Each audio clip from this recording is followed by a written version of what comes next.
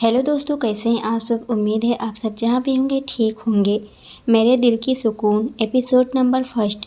एक medium size का घर, उसके आसपास गार्डन था, वहीं सामने गेट लगा था और बाहर की तरफ एक पार्किंग जगह भी था। अचानक गेट के बाहर एक लड़की आकर रुकी और वो अपना चेहरा स्कार्फ से ढक रखी थी। उस लड़की ने अपनी नज़रें चारों तरफ घुमाई और फिर वो धीमे कदमों से आगे बढ़ गई। वो लड़की जैसे ही उस बड़े से गेट के पास पहुंची, उसे ऐसा लगा मानो कोई उसके पीछे खड़ा था। यह महसूस होते ही उस लड़की ने एकदम से पीछे मुड़कर देखी तो वहां पर कोई भी नहीं था। उस लड़की की ब्लू आईज चारों तरफ घूम रही थी। किसी को ना पाकर उस लड़की ने अपने सीने पर एक हाथ रखकर राहत की सांस लेते हुए बोली, थैंक गॉड, आज तो बच गई। और फिर वो आगे बढ़ गई। वो लड़की धीमे कदमों से गेट के पास पहुंची और गेट खोलकर वो जैसे ही अंदर पहुंची, अचानक से लाइट जल गई। लाइट ऑन होते ही उस लड़की ने एकदम से अपनी आंखें बंद कर ली और वो धीरे से बोली, ओ नो, अब तो तू गई। वहीं उसके सामने एक तेज आवाज आई, कायरा चौहान, बिना किसी को बताए किससे पूछकर और क्या सोचकर आप बाहर निकलती हैं, हमें बताएं। ये सुनते ही कायरा ने धीरे से अपनी आंखें खोली और फिर उसने अपने सामने खड़े आदमी को देखी, जिनकी उम्र लगभग 45 साल थी। कायरा ने अपने मुंह से दुपट्टा हटाया और धीरे से बोली, डैड, मैंने तो बस बाहर वॉक पर गई थी। वो क्या है ना, रात को वॉक करना सेहत के लिए बहुत अच्छा होता है। ये बोलते हुए कायरा सीधे डाइनिंग टेबल की तरफ भाग गई। वो आदमी कुछ पल अपनी जगह पर खड़ा रहा और फिर वो तेज आवाज में गरजते हुए बोला, कायरा चौहान, आप ये क्यों भूल जाते हैं कि आप अपने डैड यानी कि मिस्टर राजेश चौहान से बकवास कर रही हैं। अब कायरा ने मुड़कर राजेश को देखी और उनसे बोली, बिल्कुल डैड, बकवास कर रही हूँ मैं। यू नो ना, मेरी बकवास में भी लोगों को बहुत इंटरेस्ट आता है। कायरा चौहान है ही इतनी अमेजिंग। वेल, मैं गई थी एक नहर के किनारे अपनी स्केच के लिए, पर गड़बड़ हो गई। ये बोलते हुए उसका मुंह बन गया था। अब राजेश जी कायरा के पास जाते हुए उससे बोले, क्या गड़बड़ की है आपने। कायरा ने एक नज़र उनको देखी और फिर मुंह बनाते हुए बोली, मैं एक पेंटिंग कर रही थी, उसके लिए गई थी, लेकिन उसका स्केच उसी में गिर गया और मेरी पूरी मेहनत बेकार हो गई। ये बोलते हुए वो चेयर पर बैठ गई। उसने अपने सर पर हाथ रख ली। राजेश जी धीरे से बोले, वाह बेटा, सही है, और रात में जाओ कांड करने तो कुछ तो ऐसे ही होगा। ये सुनते ही कायरा ने उनको देखी और फिर मुंह फुलाकर बोली, डैड, आप अपनी बेटी को ताने दे रहे हैं ना, ऐसे थोड़ी होता है। जाओ, मैं अब आपसे बात नहीं करूँगी। राजेश जी ने एक स्माइल की और फिर अपनी आँखों को घुमाते हुए बोले, ऐसे ही होता है। और अच्छा ठीक है ना, लेकिन बेटा, ताने देने का तो मेरा काम है। कायरा झट से बोली, बिल्कुल, आफ्टर ऑल आप प्रोफेसर जो हैं। अब सुपर नेचुरल चीज़ों को एब्जॉर्ब करने का तो आपने ठेका लिया हुआ है ना। इसका मतलब ये थोड़ी है कि आप मुझे ताने मारेंगे।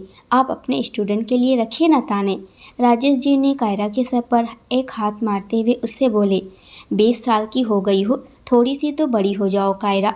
मुझे तो लगता है कि आपका बचपना कभी नहीं जाएगा। कायरा फिर बच्चों की तरह झट से बोली, बचपने के साथ साथ मेरा जुनून भी कभी नहीं जाएगा डैड। मैं इतनी बड़ी पेंटिंग आर्टिस्ट बनूंगी ना कि लोग मेरी पेंटिंग खरीदने के लिए बोलियां लगाएंगे, लोग देखना आप।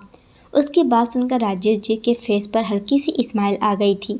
उन्होंने झुककर कायरा के सर पर एक हल्की सी किस की और उससे बोली, आपका सपना ज़रूर पूरा होगा, लेकिन उससे पहले आप जाकर सो जाएं। कल आपको कॉलेज जाना है। और कायरा बीच में बोली, कल मुझे कॉलेज के बाद जालोर जाना है। ये बोलते हुए वो झट से चेयर से खड़ी हो गई और एक्साइटमेंट भरी नज़रों से अपने डैड को देखने लगी। राजेश जी कुछ पल रुक कर बोले, जालोर जाना ज़रूरी है, वो भी अकेले, मतलब। कायरा बीच में बोली, डैड, अकेले कहाँ जा रही हूँ मैं, माही, सत्य, तुषार, वो तीनों भी तो जा रहे हैं मेरे साथ। डोंट वरी, कुछ नहीं होगा। और क्या है ना, मुझे उस महल का स्केच भी लेना है, मतलब बनाना है, और वहाँ रहकर बनाऊंगी ना डैड, तो वो महल मेरे दिमाग से हटता ही नहीं है। राजेश जी कुछ पल रुककर बोले, कायरा, आपने वो महल बस एक बार न्यूज़ में तो देखा था ना, वो भी क्या ही था उस न्यूज़ में। वो उसके बारे में जो बोला गया था वो आपको याद है ना बेटा। कायरा हल्का मुस्कुराकर बोली, ओ कम ऑन डैड, मुझे याद है और मैं उन बातों पर बिलीव नहीं कर सकती। आपको है बिलीव ना, क्योंकि आपका काम ही है भूत प्रेत पर विश्वास करना, आत्माओं पर विश्वास करना और वैम्पायर पर विश्वास करना। पर मैं नहीं मानती ये सब। कुछ नहीं होता और कुछ नहीं है। वहाँ पर बस एक खंडर महल है जिसे लोगों ने बड़ा बना करके डरावना बना दिया है और कुछ नहीं है। मैं जाऊँगी और मैं जाकर आऊँगी, ओके। ये बोलकर उसने राजेश जी के गाल पर किस किया और फिर गुनगुनाते हुए वहाँ से चली गई। राजेश जी चेयर पर हाथ रखते हुए कुछ सोचते हुए बोले, कुछ होता नहीं बेटा, तुम अभी बच्ची हो, बहुत कुछ होता है। इस दुनिया से लेकर वो दुनिया भी है। ये दुनिया लेयर्स में बटी हुई है। कायरा, आप नहीं जानती, अगर सबसे ऊपर इंसान है तो उनके दूसरी तरफ शैतान भी है, हेल किंग, जिसके बारे में हम अच्छे से जानते हैं, द डेमन हेल किंग। बोलते हुए राजेश जी कहीं खो गए थे। वहीं दूसरी तरफ ग्वालियर के एक ही बड़े से पैलेस में एक आदमी बालकनी में खड़ा था जिसने पूरे ब्लैक कलर के कपड़े पहने हुए थे और वो सामने चांद की तरफ देखते हुए कुछ सोच रहा था। तभी किसी ने उसके पीछे से उसे हक किया और फिर उसके कान में बोली, निक, कहाँ खो जाते हो तुम? निको सामने देखते हुए बोला, तुम्हारी आंखों में खोने के अलावा और कहाँ खो सकता हूँ मैं जान। यह बोलते हुए उसने तानिया को अपने सामने किया और फिर उसकी आंखों में देखने लगा। तानिया निकोस के गले में बाहें डालते हुए उससे बोली, ओके, तो तुम मेरी आंखों में खो जाओ, पर इतना मत खो जाना कि खुद को भूल जाओ। निकोस उसके सर से अपना सर जोड़ते हुए उससे बोला, मैं तो पूरी तरीके से खो जाऊंगा, कोई प्रॉब्लम नहीं है। अब तानिया हल्का सा मुस्कुरा कर बोली, दुनिया इधर उधर हो जाएगी और तुम्हारी बातें अभी भी वैसे ही है। निकोस ने तनु को घुमाया और फिर उसे पीछे से हक करते हुए उससे बोला, वो तो होगी ही ना जान, मैं नहीं बदलने वाला, तुम नहीं बदलने वाली, हम हमेशा वही रहेंगे जो हम थे, चाहे 100 से 200 साल भी हो जाए या 1000 साल हो जाए। निकोस अपनी बात बोलकर तनु के कान पर किस किया और फिर उसने तानिया को अपनी तरफ घुमा लिया। तानिया कुछ बोल पाती कि तभी नीचे से एक तेज आवाज़ आई। ये सुनते ही तानिया के फेस पर बड़ी सी स्माइल आ गई और वो निक को देखते हुए उससे बोली, मैं जा रही हूँ, वो आ गई। ये बोलकर उसने निक के लिप पर हल्की सी किस की और फिर वहाँ से चली गई। तानिया के जाते ही निक ने वापस चांद की तरफ देखा और फिर धीरे से बोला, 100 साल, पता नहीं और कितने, अपनी जान की दिल को नहीं तोड़ सकता पर तुम्हें भी नहीं छोड़ सकता ना, क्या होगा? ये बोलते हुए निक की आंखें एकदम से पूरे तरीके से लाल हो चुकी थी। वहीं जालोर के इस खंडर वाले महल में, जिस महल का जिक्र कायरा ने किया था, उस खंडर वाले महल के सामने से एक बाइक जा रही थी और बाइक पर 2 लड़के थे। अचानक ही उनकी बाइक महल के सामने आते ही एकदम से रुक गई। दोनों लड़के बाइक से उतरे और उन दोनों ने देखा कि टायर एकदम से पंचर हो गया था। एक लड़का बोला, चेतन, आई थिंक अब हम कहीं नहीं जा सकते, हमें इसी खंडर के अंदर जाना पड़ेगा। चेतन ने उस महल की तरफ देखा फिर धीरे से बोला, ओके, तू चल, मैं आता हूँ, ओके। वो लड़का सर हिलाकर बोला, ओके फाइन। ये बोलकर वो सीधे महल के अंदर चला गया। वहीं चेतन बाइक को खींचते हुए साइड में ले जाने लगा ताकि बाइक सेफ रह सके। चेतन ने जैसे ही बाइक को साइड में किया कि तभी उसे अचानक से अपने दोस्त के चीखने की आवाज़ आई और ये सुनते ही चेतन की आंखें हैरानी से बड़ी हो गई। उसने महल की तरफ देखा, उसके दोस्त की चीख की आवाज़ अंदर से आ रही थी। चेतन ने आवाज़ पर गौर किया तो उसे समझ में आया कि चीखने की आवाज़ अंदर से नहीं बल्कि ऊपर से आ रही थी। उसने एक बार देखा, ऊपर एक कमरा था शायद जिसकी खिड़की खुली हुई थी। चांद की रोशनी में उस खिड़की से एक चीज़ दिख रही थी और वो थी कोई काले कपड़े में खड़ा था जिसने उसके दोस्त को उसके गले से पकड़ा हुआ था और वो उसके गले का खून पी रहा था। वहीं वो ज़ोर ज़ोर से चीख रहा था। ये सीन देखते ही चेतन की भी चीख निकल गई और वो चीखते हुए वहाँ से भागने लगा। वहीं उस लड़के की चीख करीब 2 मिनट तक और गूंजती रही और फिर एकदम से चीख शांत हो गई और वहाँ पर बिल्कुल शांति छा गई। उस जंगल में अब एक भी आवाज़ नहीं आ रही थी। वहीं दूसरी तरफ ग्वालियर में तानिया जैसे ही नीचे पहुंची, सामने देखते ही वो तेज आवाज़ में बोली, मिनी। ये सुनते ही एक लड़की जो तानिया की तरफ पीठ किए खड़ी थी, उसने मुड़कर जल्दी से तानिया को देखी और उसकी आंखें बिल्कुल तानिया जैसी थी।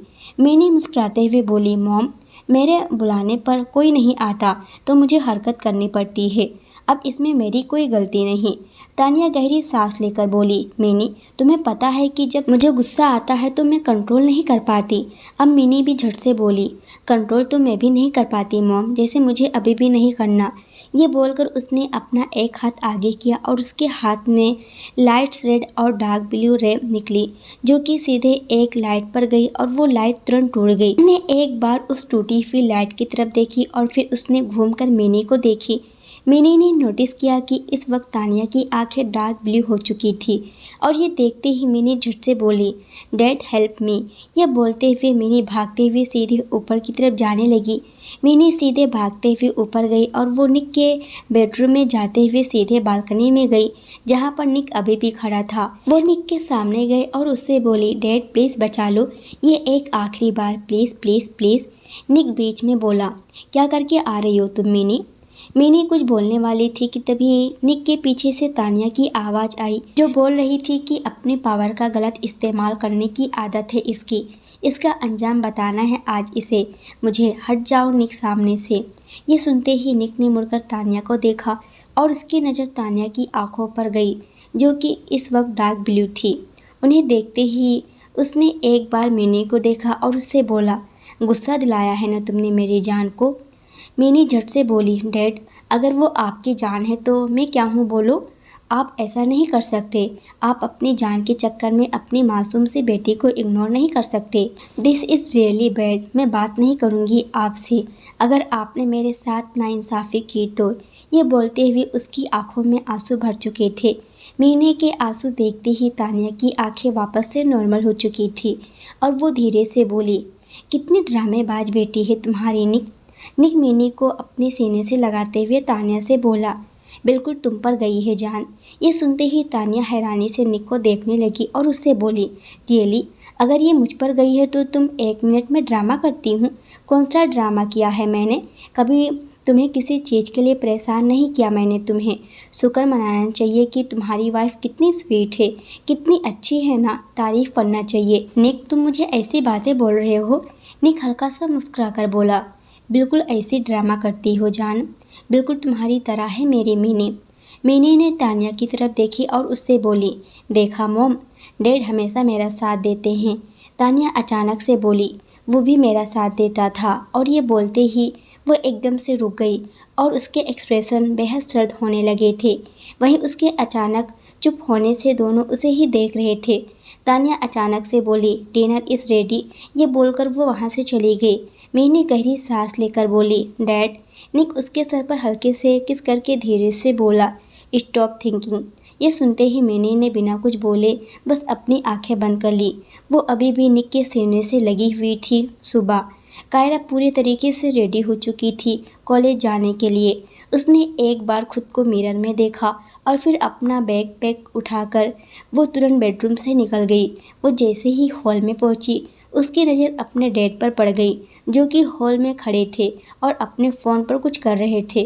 कायरा राजेश जी के पास गई और उनसे बोली, मैं जा रही हूँ डैड।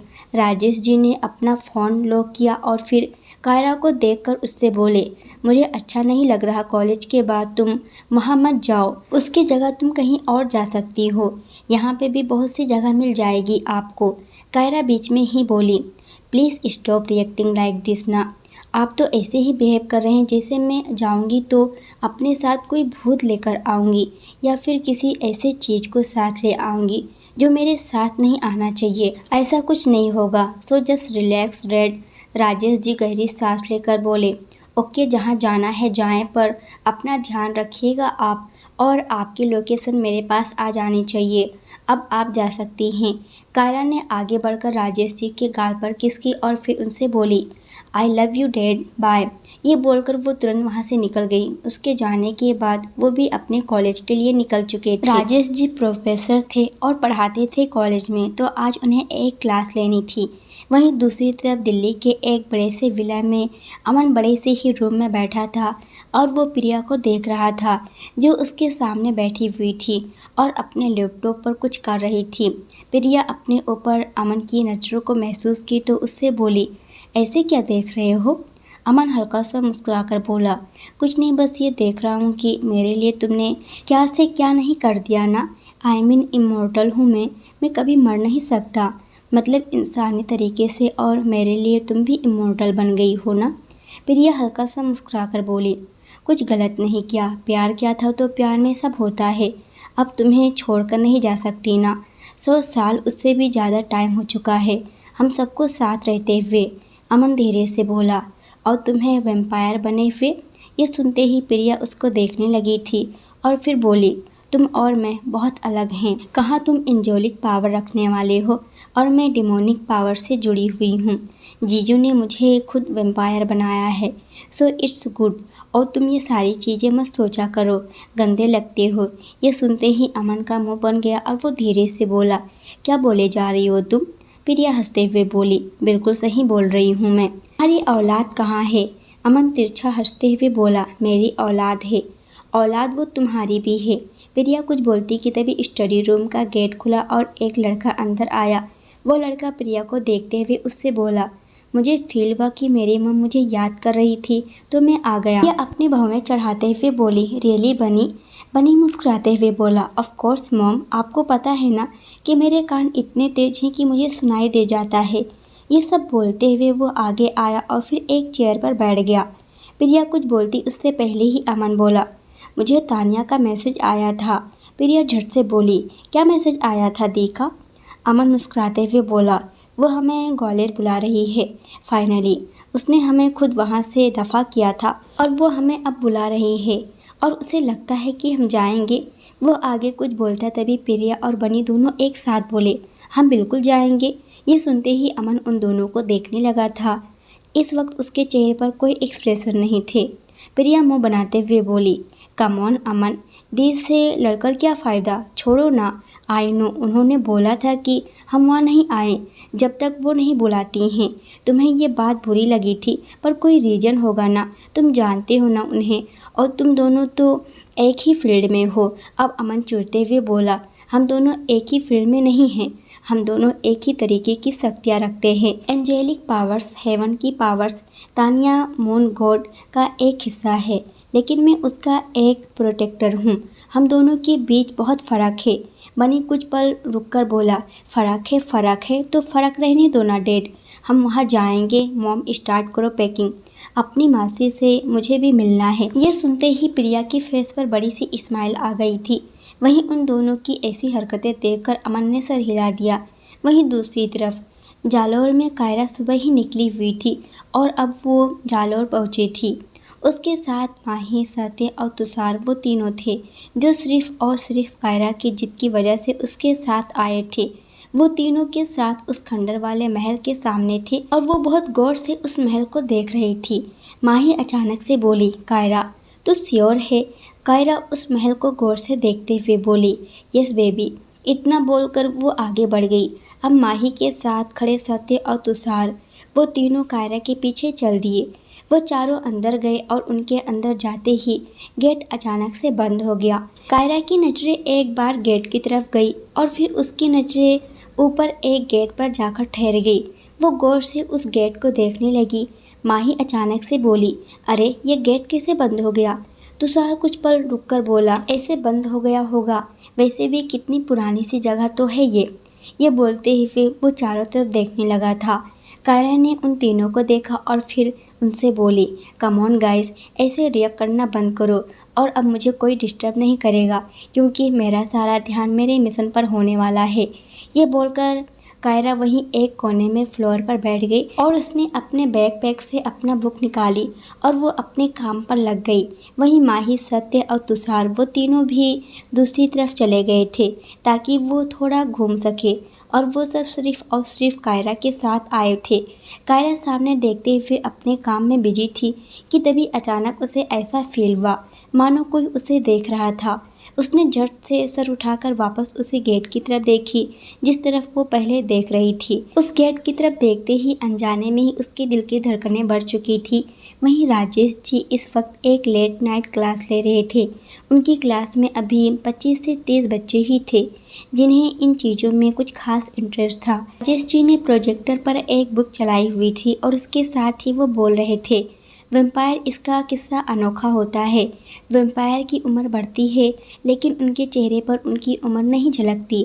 सबसे बड़ी अलग बात यह है कि वैम्पायर की अनोखी आंखें, उनकी आंखों का रंग, और एक खास बात होती है वैम्पायर की अपने शिकार को या फिर अपने साथी मीन्स मैट को भी वो उसके खून की खुशबू से पहचान लेते हैं। वहीं कायरा जो कि उस गेट की तरफ ही देख रही थी कि उसने अपना एक हाथ नीचे रखा और वहीं साइड में कुछ पत्थर के छोटे मोटे टुकड़े पड़े थे जिस वजह से उसके हाथ पर एक कट लग गया। कायरा के मुंह से हल्की सी आह निकली और वो अपने हाथ की तरफ देखने लगी। तब तक उसके खून की एक बूंद वहीं गिर चुकी थी। कायरा अपने एक हाथ की तरफ देखते हुए धीरे से बोली, ये कैसे लग गई? यह बोलते हुए उसकी नजरें अपने खून की बूंदे पर गई जो कि वहीं पर टपक कर गिर रही थी। उसे ज़्यादा चोट नहीं आई थी पर पता नहीं कि उसका खून बह ही रहा था। कायरा अपने हाथ की तरफ देख ही रही थी कि तभी उसकी नजरें वापस ऊपर उस तरफ गेट की तरफ गई। वो खड़ी हो गई। उसके हाथ से अब तक खून बहना बंद हो चुका था। उसका ध्यान उस गेट से हट ही नहीं रहा था। वो धीरे से बोली, अगर दिल कह रहा है तो कर लेना चाहिए।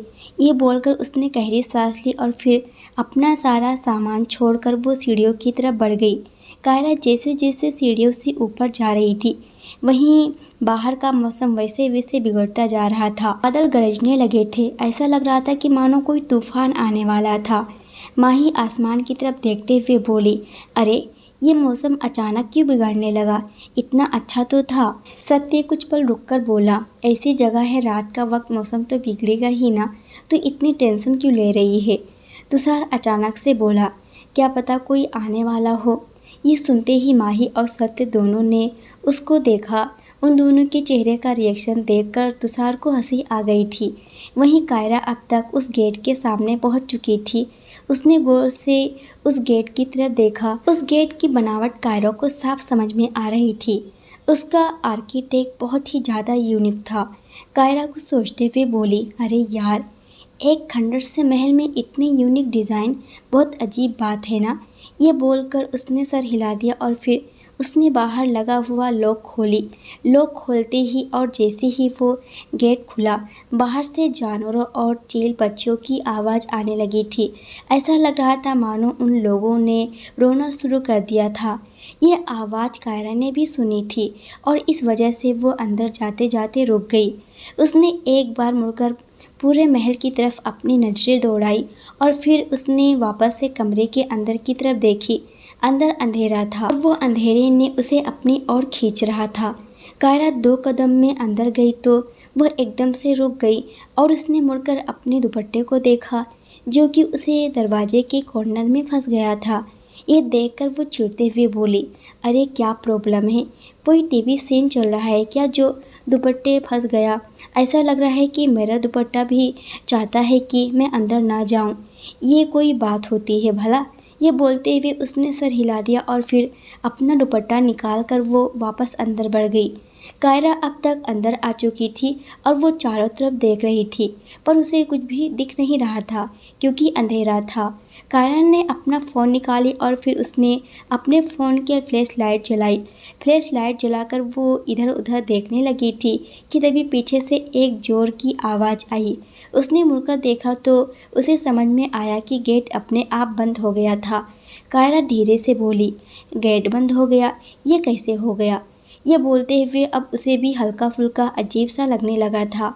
कायरा अपना सर झटकते हुए एक गहरी सांस ली और फिर वो अपने कदम आगे बढ़ाने लगी थी। अचानक उसका पैर एक चीज़ से टकराया और उसके मुंह से एक आह निकल गई। उसने टच किया तो उसे समझ में आया कि वो एक टेबल था और टेबल के ऊपर कुछ रखा था। कायरा के हाथ से रेडियो ऑन हो गया था। कायरा ने उसको इग्नोर की और अपने फ़ोन की फ्लैश लाइट सामने की और उसने देखा कि सामने एक बड़ी सी बालकनी थी जिसका दरवाज़ा बंद था। उस रेडियो पर अभी भी गाना चल रहा था, ये इश्क है या अश्क है जो मेरी आंखों में है। कायरा धीमे कदमों से उस बालकनी की तरफ बढ़ने लगी थी। उस पूरे कमरे में गाना अभी भी चल रहा था। वो वैसे ही बालकनी के पास पहुंची। उसे अपने पीछे एक प्रेजेंस फील हुई। कायरा की नजरें बालकनी की शीशे पर गई जिस पर मून लाइट पड़ रही थी। उसने उस शीशे में अपने पीछे एक परछाई देखी। ये देख उसकी आंखें बड़ी हो गई और वो एकदम से मुड़ी और उसने सामने फ्लैश लाइट मारा, पर सामने कुछ नहीं था। ये इश्क है या अश्क है जो मेरी आंखों में है, क्यों भाग रहा है? कायरा तेज आवाज में बोली, कौन है? कौन है यहाँ पर? देखो मैं जानती हूँ कोई ना कोई है, प्लीज़ सामने आओ। ये बोलते हुए उसकी धड़कनें शोर करने लगी थी। उस पूरे कमरे में कायरा की धड़कनें कोई भी साफ सुन सकता था। वहीं उसने फ्लैश लाइट दूसरी तरफ की जहाँ सोफा पड़ा था और उसने सामने बेड के साथ वाली वॉल पर एक बड़ी सी पेंटिंग देखी। उस पेंटिंग को देखते ही कायरा धीरे से बोली, वाह! वो पेंटिंग एक गार्डन एरिया की थी। वहीं उस पेंटिंग में एक लड़की थी जिसकी पीठ पेंटिंग में शो की गई थी और उसके हाथ में एक गुलाब का फूल था। ये इश्क है या अश्क है जो मेरी आंखों में है। कायरा गौर से उस पेंटिंग को देख रही थी कि तभी उसके पीछे से कुछ गिरने की आवाज़ आई। उसने मुड़कर उस तरफ देखी और फिर धीरे से बोली, कौन है? ये बोलते हुए उस तरफ बढ़ गई थी। कायरा जैसे ही उस आवाज़ के पास पहुंची, उसने नीचे देखा। उसके पैर के पास कोई चीज़ गिरा हुआ था। कायरा उस चीज़ को उठाने वाली थी कि तभी अचानक उसके हाथ से फ़ोन छूटकर नीचे गिर गया और वहाँ पर जो हल्की रोशनी आ रही थी अब वो भी गायब हो गई। अब कायरा पैनिक करने लगी थी। वो झुककर अपना फ़ोन ढूंढने के लिए हाथ चलाने लगी कि तभी उसका हाथ एक चीज़ पर रुक गया और उसकी आंखें डर से फैल गई, क्योंकि कायरा का हाथ जिस पर था उस चीज़ को टच करते हुए कायरा को समझ में आ रहा था कि वो कोई शूज़ था। कायरा धीरे से खड़ी हुई और वो अपने कदम पीछे लेने लगी। तभी वो किसी के सीने से टकरा गई। कायरा चिल्लाने वाली थी कि किसी ने उसके मुंह पर हाथ रखा और फिर सर झुकाकर उसके कान में बोला, शांत कायरू। उसकी आवाज़ इतनी ठंडी थी कि कायरा एकदम सहम चुकी थी और उसने कसकर अपनी आंखें बंद कर ली थी। वो आवाज़ फिर से कायरा के कान में पड़ी जो बोल रहा था कि ऐसे आंखें बंद करके नहीं रखते, कायरू ओपन योर आइज़। ये सुनते ही कायरा ने अपनी दुपट्टे को मुट्ठी में भरी और उसने धीरे से अपनी आंखें खोली। उसकी नज़र सामने एक मिरर पर गई और सामने देखी उसकी आंखें एकदम से बड़ी हो गई, क्योंकि उसे अपने पीछे दो ब्लू आइज़ नज़र आ रहे थे। उसके पीछे जो भी था उसका फिगर अच्छे से क्लियर नहीं था, लेकिन उसकी वो आंखें कायरा की नज़रों जैसी नहीं थी। वो बस आंखें फाड़े उन दो आइज़ को देख रही थी। वहीं उसके पीछे खड़े आदमी ने कायरा के पेट पर हाथ रखा और फिर उसके कान में बोला, तुमने वो कर दिखाया कायरू जो तुम्हें करना चाहिए था। तुम्हें पता है तुमने क्या किया है? ये बोलते हुए उसके ओठ कायरा के कान को छू रहे थे। वहीं कायरा ने धीरे से ना में सर हिलाई, क्योंकि उसका मुंह बंद था। वो अब उसे छूटने की कोशिश करने लगी थी, पर वो उसके ऊपर अपने पकड़ मजबूत किए जा रहा था। जो आदमी कायरा के पीछे पकड़ा था उसने अपना मुंह खोला। उसने कायरा के गर्दन पर झुककर अपने मुंह से उस पर अटैक किया। वहीं कायरा की कोशिश उस आदमी के हाथ के पीछे खोसी गई थी। वो दर्द से छटपटा रही थी, पर वो उससे छूट नहीं सकती थी। धीरे धीरे अब कायरा की आंखें बंद होने लगी थी। उसका आंसुओं से भरा चेहरा मुरझाने लगा था। कुछ ही पल में वो पूरी तरीके से बेहोश हो चुकी थी। उस आदमी ने उसके कंधे से सर उठाकर उसे अपनी तरफ घुमाया और फिर उसके चेहरे को देखते हुए धीरे से बोला, तुमने ये किया कि तुम अनिरुद्ध की दुनिया बनकर यहाँ आ गई, मेरी जहान। ये बोलते हुए अनिरुद्ध के फेस पर एक डेविल स्माइल आ गई थी। दोस्तों आज के लिए इतना ही। इसके आगे क्या होगा ये हम देखने वाले हैं अगले एपिसोड में। और हाँ, वीडियो पसंद आए तो वीडियो को लाइक और कमेंट ज़रूर कीजिएगा, क्योंकि अगर आप लाइक और कमेंट करते हैं तो मैं ये स्टोरी बहुत जल्दी कंप्लीट कर दूँगी। बट अगर आप लाइक और कमेंट करेंगे तो अब ये आप पर डिपेंड करता है।